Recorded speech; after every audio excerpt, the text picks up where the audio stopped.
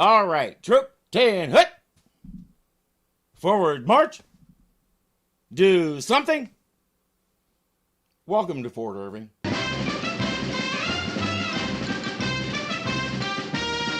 Jane is going out of town for a few days, but she's not sure about leaving the trading post in the hands of O'Rourke and his men.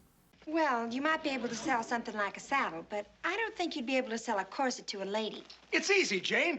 All I say is, now then, madame, could I interest you in our latest French corset? Guaranteed to give you that hourglass figure with all of the sand in the right spots.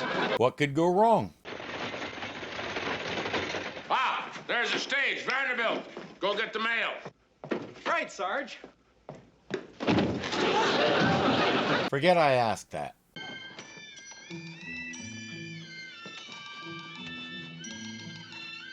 Captain, we got a visitor.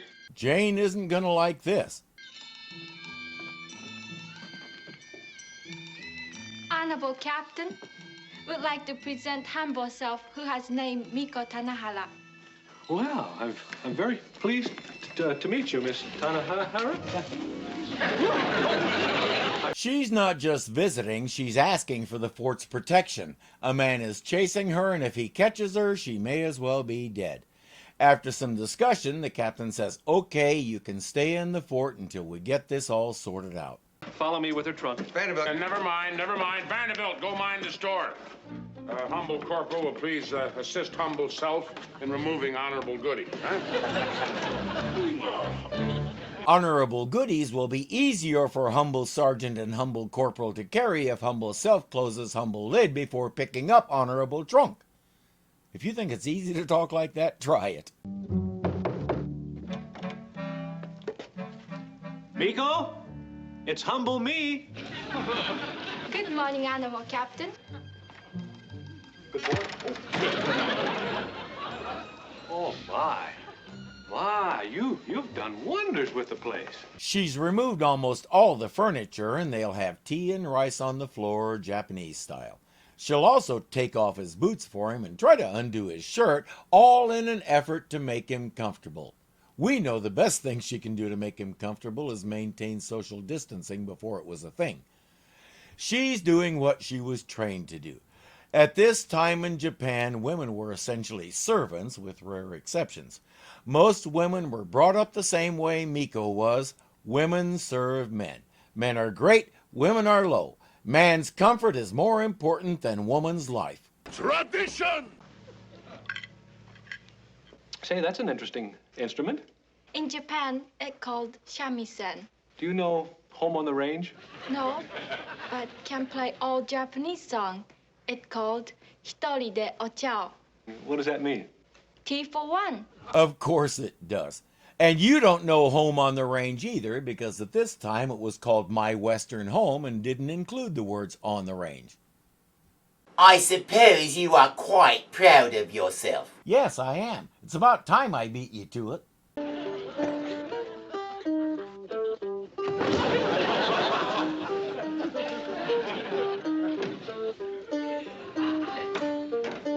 Captain, I wonder if we... excuse us, we didn't know you were busy. Just don't let Jane catch you like that. They want to buy some of the items Mikko brought with her. As you might suspect, O'Rourke wants to have the Hikawi start making knockoffs because tourists will eat up the Japanese souvenirs. Mikko won't sell them anything, but she will give them whatever they want. They grab a few samples and make their exit. Now, just look at this. Now, Chief, you look stunning. Isn't that beautiful? Never feel anything like this before. So soft. Let me feel. Ooh, what is this made of? Worms. Wrong, Agarn. It's made of worm excretions. You might not want to tell him that. How it feel? Oh, just my size. 10.5D.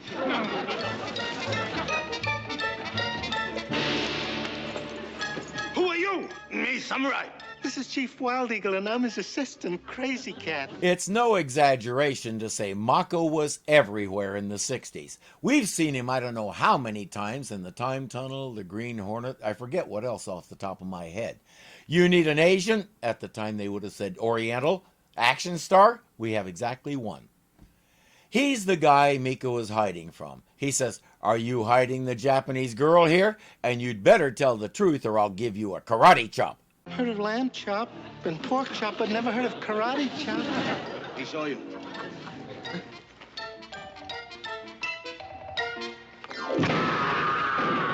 It's a sad fact that Japanese stereotypes were common on shows of the time. It was perfectly acceptable since a large portion of the viewing audience still remembered Pearl Harbor. Even though we thoroughly subjugated Japan and turned it into exactly what we wanted it to be, too many people still held a grudge. Hence, we do comedy with a guy in medieval armor who goes around chopping your firewood for you without an axe. That's what I call a chop. You get to Fort Courage, you take the first road as you leave the camp. You make a right turn at the rock that looks like a bear, then make a left turn at the bear that looks like a rock. The quick freeze and cutaway helps make that joke because it's on to something else before you have time to think about the fact that you're laughing at a really dumb joke. I use that trick myself. Look, Well, that's Janie. She's not due back till Friday. I know. And if she sees Mikko with the captain, she might get the wrong idea. Come on, let's get out of here. Tell her you sold 50 corsets, but you don't know how to order them, so she needs to go to the trading post right now. It doesn't take her long to figure out that there's something in there they don't want her to see. Hi, Jane. Jane. Now I know why O'Rourke and Agon didn't want me to come in here. No, Jane, you've got this all wrong now. This is Mikko Tanahara from Yokohama, and she's being chased by a man. I can see that, Wilton. He could have gone all day without putting it like that. She storms out, but she needs to storm quietly because O'Rourke is reading smoke signals. It's a warning about the samurai who's on his way to the fort. He won't take no for an answer. He'll take her back if he has to burn the fort and kill everybody in it. Well, why'd you run away from him? Because he's into burning forts and killing everybody in them? Not run away. Never even met samurai. Well, why is he chasing you? Me running away from house of honorable father who sent samurai to bring me back. Why don't you want to go back to Japan? If go back, must go through with the marriage honorable father has arranged with the man I do not love. Finally, we get to the heart of the situation. Speaking of hearts, Jane's just melted. O'Rourke has an idea. While Jane hides Mikko, he orders the gate closed.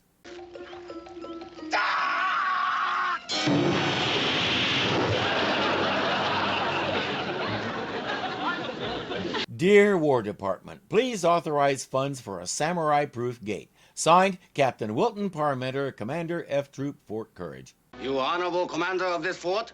That's right. Me, samurai warrior from Japan. Ask that you turn over to me Japanese girl hiding here. Well, first of all, I think we ought to discuss that gate. Gate? That's right. Inasmuch as it was slightly used, I think a fair price would be, $11. Or roughly 40 yen. He wants to talk about that after he has the girl.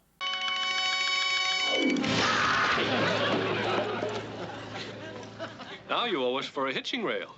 Dear War Department, in the future, please authorize fort hitching rails to be made of actual steel railroad rails. Under certain conditions, wood is much too fragile. Signed, Captain Wilton Parmenter, etc., etc. This is last time, Captain. I ask you to give up the girl. Look, Mr. Samurai, we do things differently over here. This is a free country, and we believe that no one has the right to run anyone else's life. And when we marry for love. Just ask Jane. Oh, wait. Yeah, Captain. Sergeant, you shouldn't bring her out here in front of that samurai. It's me, Wilton.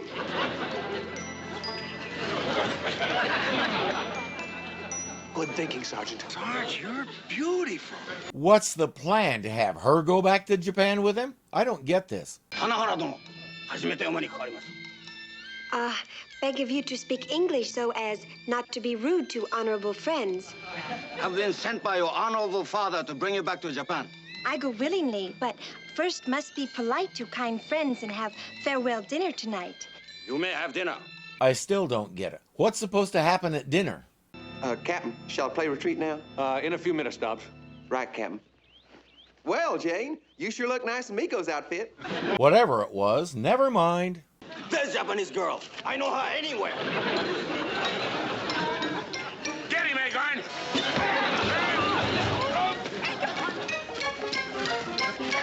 He'd know her anywhere? They've never met. Maybe the poorly fitting hat gave her away. Captain Parmenter will put her in the back room of Jane's store. Then the samurai will destroy a bunch of stuff in the store trying to hit the captain. It's good stuff, and Ken Berry and Mikko play off each other with a vibe that says they're really enjoying it. All right. Now stand right where you are. Go ahead and shoot, Sergeant. Samurai honor at stake. Would rather die than go back to Japan without girl. Never mind, men, never mind. I can take care of him. All right, hook him up. Maybe now he'll hold still long enough to talk to him. Captain. Please, Captain Parmenter, beg you to release Samurai. Why do you want me to do that? Mikko has caused all much trouble. We'll now obey honorable father and return to Japan. Going by the look on his face, I wouldn't be too hasty about that. When you won't start journey back to Japan. Never. But I must return, marry man of my father's choice. Things different over here. Free country. No one has right to run person's life. When marry, should marry for love. She says, what will you tell my father? I believe the answer is nothing because he already said he's never going back. I'm not sure she grasps what's going on here. That would please Mikko greatly. Oh, Wilton, it's love at first sight, just like us. Jane, please, I've told you, not in front of a samurai. You can't blame him. As the story goes, Mikko Mayama was doing kabuki theater in Japan when Burt Reynolds spotted her and got her into American TV and movies. They lived together until 1971, and her credits extend as far as 1979. After that, I haven't been able to find a thing about her. It appears that she's still alive, age about 81. And if she happens to see this, or if you know a way to contact her, there's something I want to ask her. How many jokes did you guys have to endure about Mikko and Mikko? If you're enjoying this, be sure to click the thumbs up button to show you like it. If you're not subscribed yet, punch me in the face right here and get it done. And don't forget that you can become a patron and help keep this kitty fed. The link is below. Until next time, they'll have tea and rice on the floor, Japanese. Good grief. Flicks your infection. It appears that she's still alive, a babe. Oh, come on! One word at a time.